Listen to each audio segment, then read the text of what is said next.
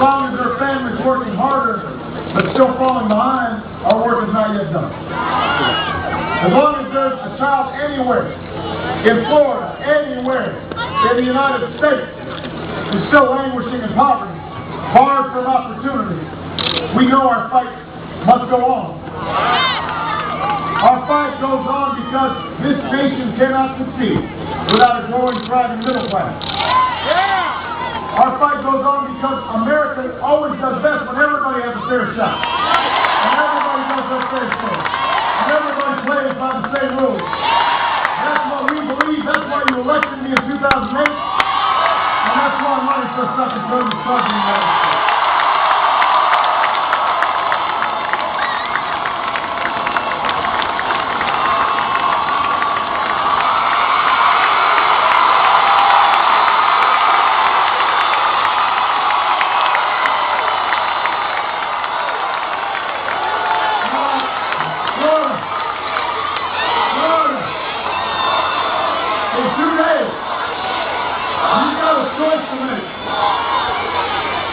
It's not just a choice between two parties or candidates, it's a choice between two different visions of America. On the one hand, you can choose to return to the top-down policies that crashed our economy. Or you can join me in building a future that focuses on a strong and growing middle class. You know, as Americans, we honor the businessmen, the strivers, the dreamers, the risk takers, who've been the driving force behind our free enterprise system. The greatest engine of growth and prosperity the world's ever known. But we also believe that in this country, our economy grows best, the markets do best, when everybody has a chance to succeed. When everybody is getting a good education. When every worker is learning new skills. When we're investing in research for medical breakthroughs and new technologies.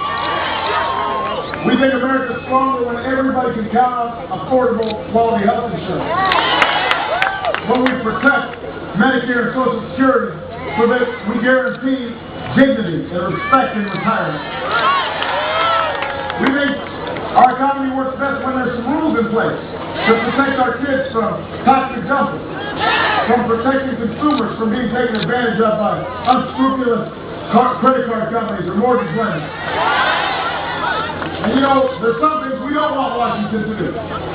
For example, we don't want politicians in Washington, most of whom are male, to control health care decisions that women can make for themselves.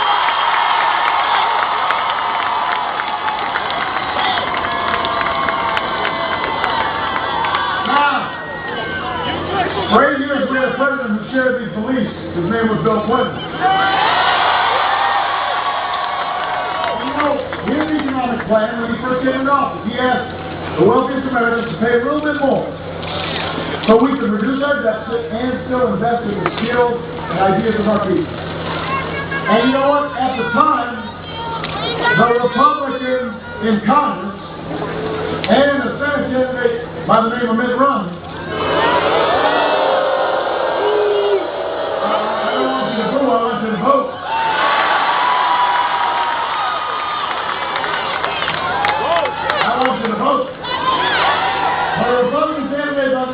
Mitt Romney said Bill Clinton's plans would hurt the economy and kill jobs. Turns out his math was just as bad then as it is now.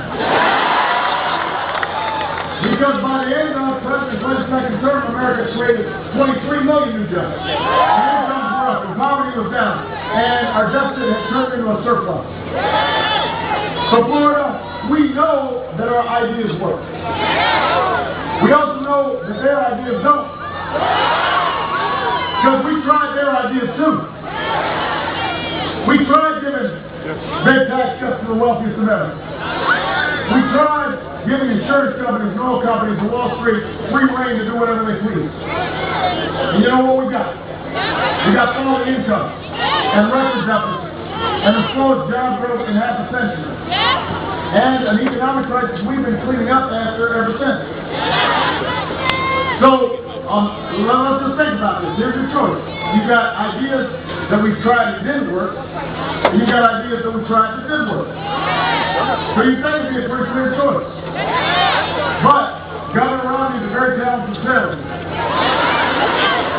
So in this campaign, he's tried as hard as he can to repackage these old ideas that didn't work and pretend that they're new ideas, and he's offering them up as change. But here's the thing, Florida. We know what change looks like. What Governor Romney's offering ain't it. Giving more power back to the biggest banks, that's not change. Another $5 trillion in tax cuts for the wealthy, that's not change. Refusing to answer questions about the details of your policies until after the election, that's definitely not change. Politicians have been doing that a long time. Ruling out compromise by pledging the rubber stamp the Tea Party agenda in Congress, not change. Changing the facts, whether inconvenient to your campaign, that certainly is not change. You know, and here's the thing, when you make this choice, you know, part of what you're choosing is who you trust.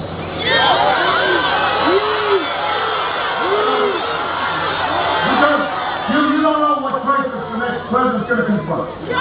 You don't know what challenge we may have to meet that was unexpected. So part of what you're focused on is, you know, how does somebody operate?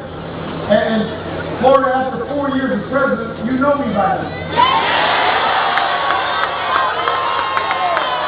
You may not agree with every decision I've made. I do. You know, Michelle doesn't agree with every decision I've made. You may be frustrated sometimes with the pace of change. I'm frustrated by the pace of change sometimes. But here's the thing. You know I say what I mean, and I mean what I say. I said I didn't want to run. I ended it.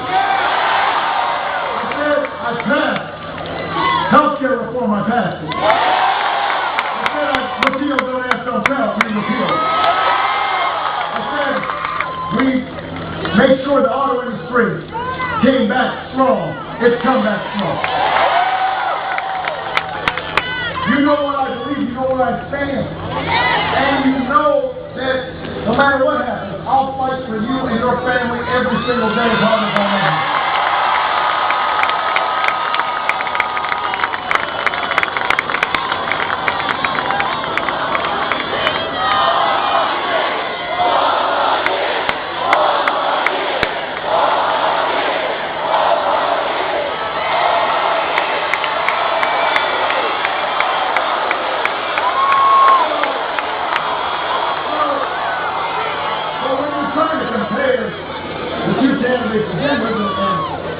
And we're talking about change. You know, I know what real change looks like. Because I fought for it. Because I brought it. Because I've got the scars to prove it. Because I've got some gray hair doing it. And after all we've been through together to bring about change, we can't give up on it now. Because there's more change to do. Change the country where every American has a shot at a good education. You know, government can't do it alone. Parents, you got to parent. Students, you got to study. But don't tell me that hiring more teachers won't help this economy grow. It will. Don't tell me that students who can't afford college should just borrow more money from the parents. That wasn't an option for me. I bet it's not an option for a lot of you. That's why the change I want to bring is to cut the growth of tuition in half over the next 10 years. That's all it's more affordable. I want to recruit 100,000 new math and science teachers so we don't fall behind the rest of the world. I want to train 2 million Americans at community colleges to get the skills that businesses are hiring for right now. That's my plan. That's what change is. That's the America we're fighting for in this country.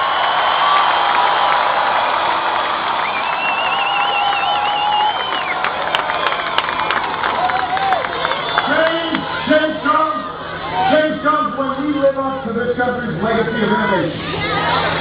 I could not be prouder that I bet on American workers and American ingenuity when I